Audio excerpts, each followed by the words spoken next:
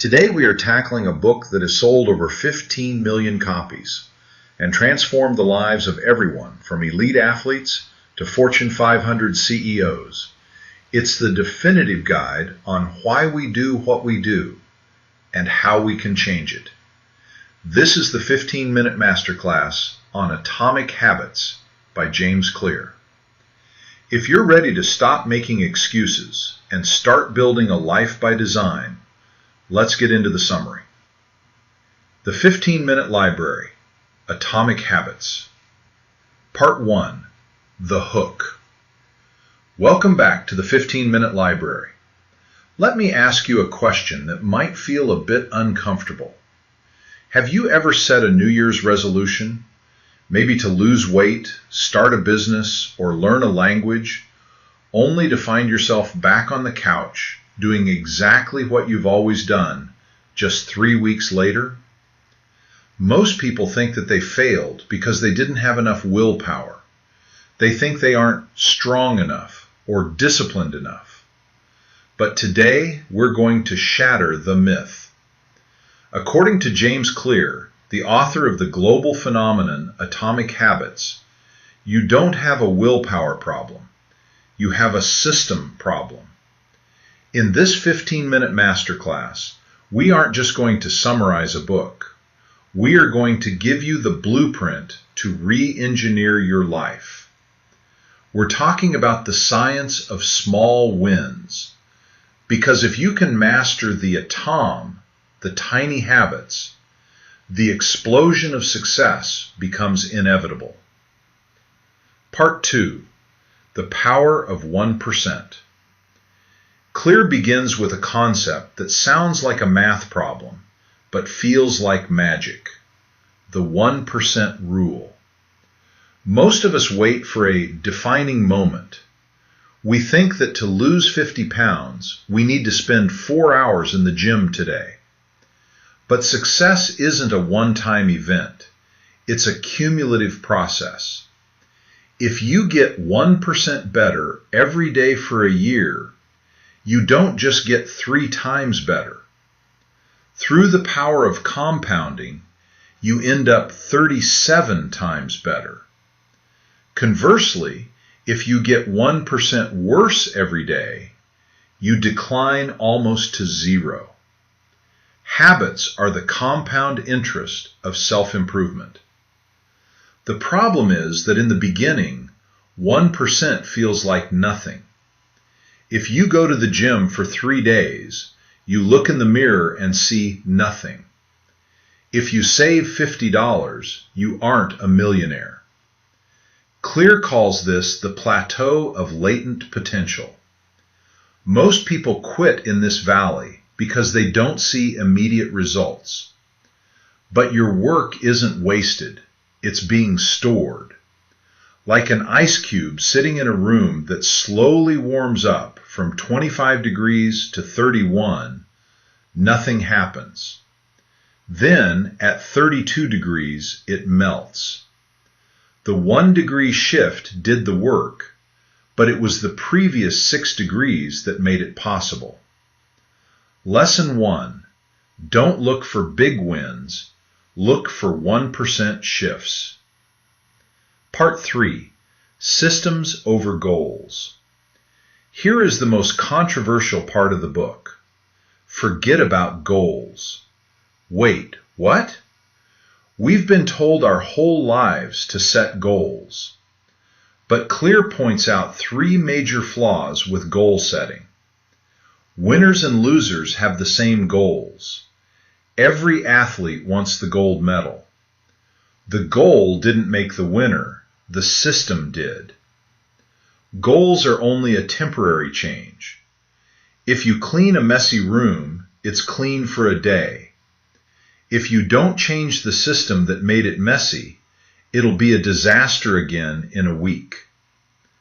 Goals restrict your happiness. You tell yourself, once I reach my goal, then I'll be happy. Instead, you need to focus on identity-based habits. Most people focus on outcomes, what they want. A better way is to focus on identity, who they are. Imagine two people trying to quit smoking. Someone offers them a cigarette. Person A says, "No thanks, I'm trying to quit." Person B says, "No thanks, I'm not a smoker." There is a world of difference there. Your habits are how you embody your identity. Every time you write a page, you are a writer.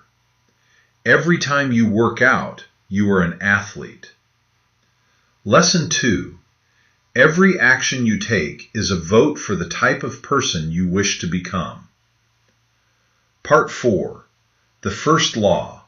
Make it obvious. Now let's get into the mechanics. How do we actually build these habits? Clear gives us the 4 laws of behavior change.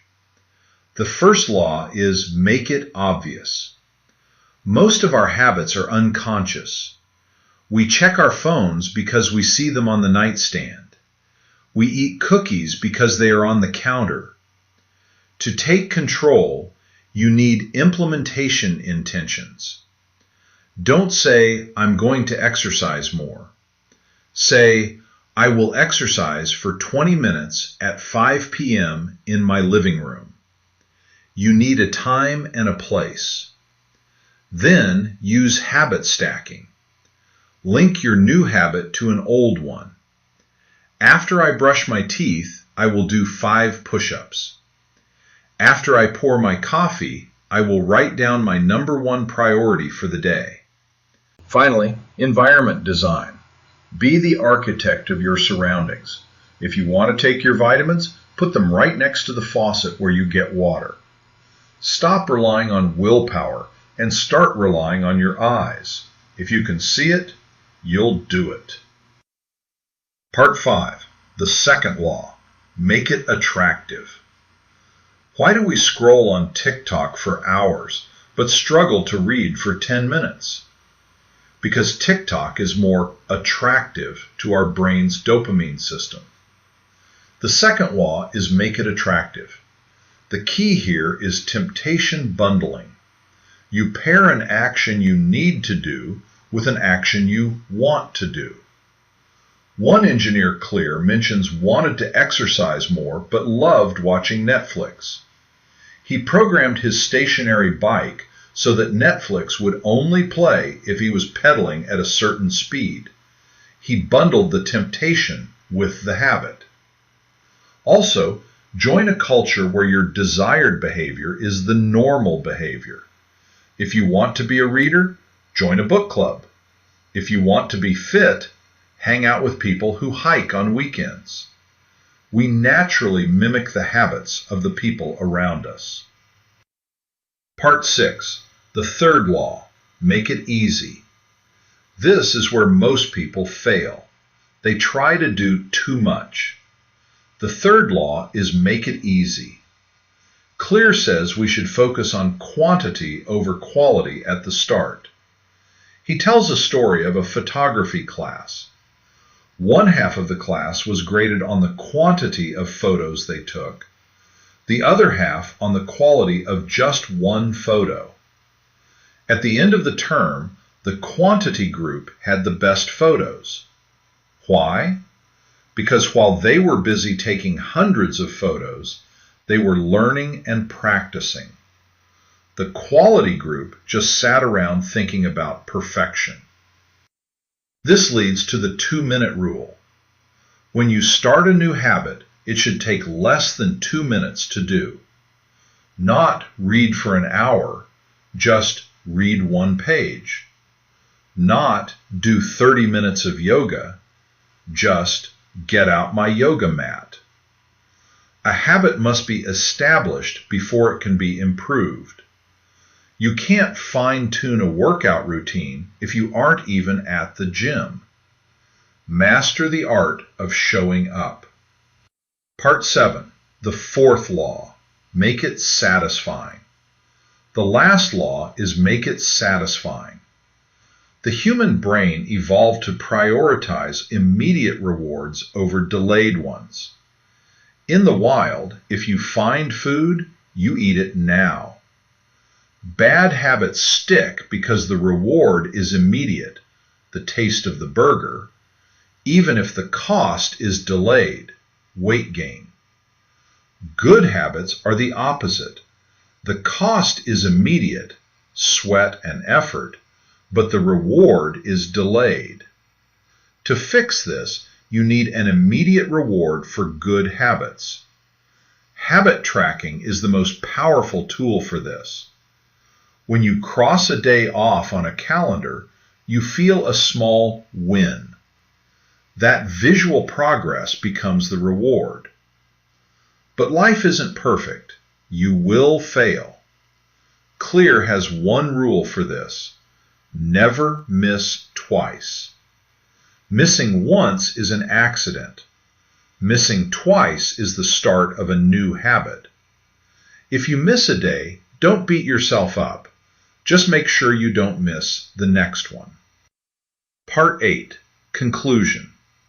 So, as we close the doors to the 15-minute library today, what is your takeaway? Atomic habits are not about one-day transformations. They are about the 1% shifts.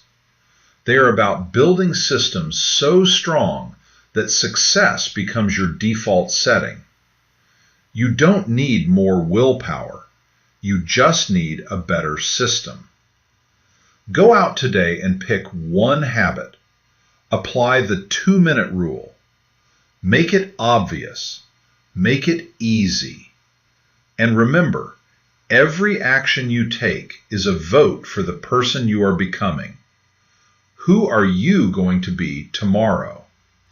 If this summary added value to your life, subscribe to the channel and hit the notification bell. We're building a library of wisdom, and we want you in it. Until next time, keep building.